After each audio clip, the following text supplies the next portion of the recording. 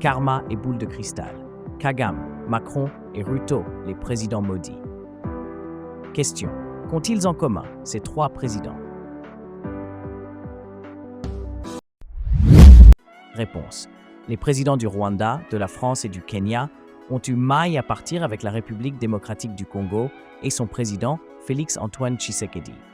Constat simpliste. Concours de circonstances ou karma pour ceux qui sont frottés à un oin de nos chefs coutumiers emplumés. Ceci révèle néanmoins un mystère qui interpelle, loin d'un hasardeux décryptage. Pour rappel, Mr. Paul Kagame détient actuellement le record du nombre de millions de victimes congolaises à son marquoir, et il ne se gêne pas d'invectiver et de menacer publiquement le président congolais quand ça lui chante. Vous avez fait référence aux questions soulevées par le président Tshisekedi. Il vous a dit, à vous et à d'autres, dernièrement encore, un certain nombre de choses. Il a dit qu'il fallait que la guerre soit portée sur le sol rwandais, renverser le gouvernement et ainsi de suite. Si quelqu'un dit ça, dans une situation de cette nature, eh bien, d'un côté, on peut penser que cette personne est en train de bluffer ou qu'elle n'a rien d'autre à dire.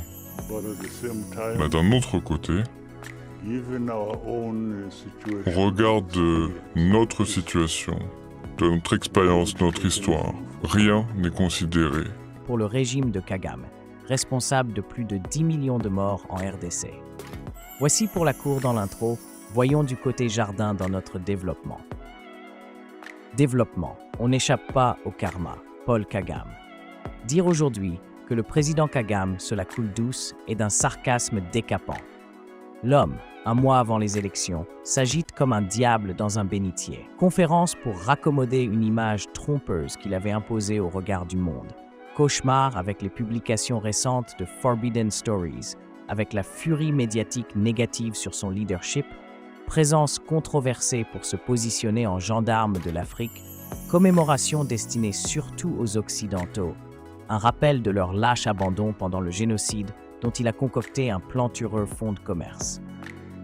Remaniement en cascade, car il voit des complotistes partout à la ronde, surtout dans son entourage. Que dire des désormais défunts soldats rwandais qui, par centaines et milliers, fertilisent les plaines de la Rutshuru, de Masisi? Va-t-il continuer à envoyer à la boucherie des drones tous ces jeunes qui paient pour sa barbarie et celle de ses exterminateurs depuis les tracts des FDLR? Il a donc du pain sur la planche, à écarter ses rivaux politiques, à démasquer les officiers militaires mécontents de son leadership sanguinaire et à chercher de nouveaux renégats congolais pour sa triste besogne criminelle. Au lieu de clamer « Le Rwanda, c'est moi », le président rwandais, un receleur démasqué, devrait proclamer que Lubwenge, c'est moi. Lui, le mensonge personnifié, traduit en système pour berner les naïfs et intimider les puissants. Emmanuel Macron. Le président Macron n'est pas en reste.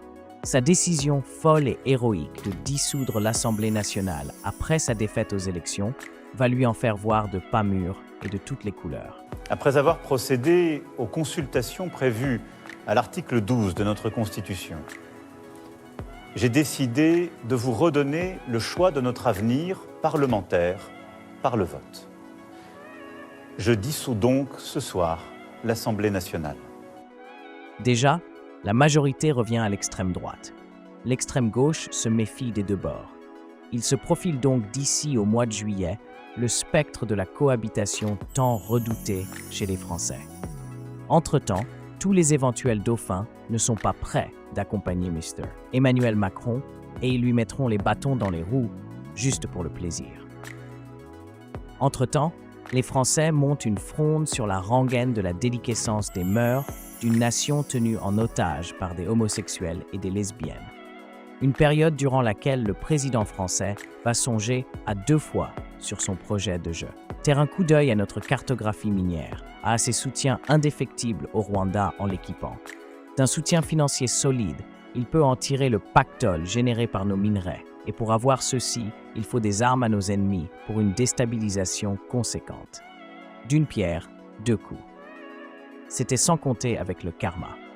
William Ruto. Le président du Kenya, William Ruto, n'est pas de la fête. après plusieurs fêtes passées lors de son triomphe à Washington le 22 mai de cette année, et l'effervescence de ses pairs du G7 en Italie à la mi-juin.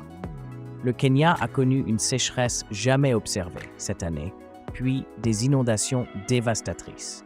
Comme si cela ne suffisait pas, le président Ruto, fin homme d'affaires, mais avec un leadership confus, a trompé ses électeurs en haussant l'impôt sur le revenu, ce qui lui a valu le surnom de Zakayo ou Zaché, le fameux collecteur d'impôts de la Bible. Il a augmenté les cotisations sur la santé et doublé la TVA sur l'essence. Les résultats ne se sont pas fait attendre, car le pays connaît une inflation de 5,1%, surtout avec la hausse des produits alimentaires et des carburants. La riposte sociale se traduit ces derniers jours dans une déflagration de la colère des citoyens qui déferlent par milliers sur les rues en signe de protestation. Les rues kenyanes sont embuées des gaz lacrymogènes, les manifestants sont bastonnés à qui mieux mieux et jetés sans ménagement dans des fourgons cellulaires. Arrestations en masse, brutalité policière, le remplaçant de Kagame sur la chaise de Biden n'a pas eu le temps de savourer la gloire. Ses concitoyens ont initié officiellement un mouvement de contestation Occupy Parliament pour sensibiliser les députés de bloquer les lois antisociales. Aux États-Unis, où ces faits ont savouré la chaleur du bureau ovale et la chaise de Biden, les Afro-Américains et les Haïtiens en particulier l'identifient comme le valet et nègre de service. Le karma est implacable. Pour conclure, que dire de ce trio maudit qui n'est pas encore revenu de ses désagréments? Nous souhaitons seulement qu'ils aient le temps de cogiter sur l'adage « qui s'y frotte, s'y pique ». Au revoir et au prochain podcast.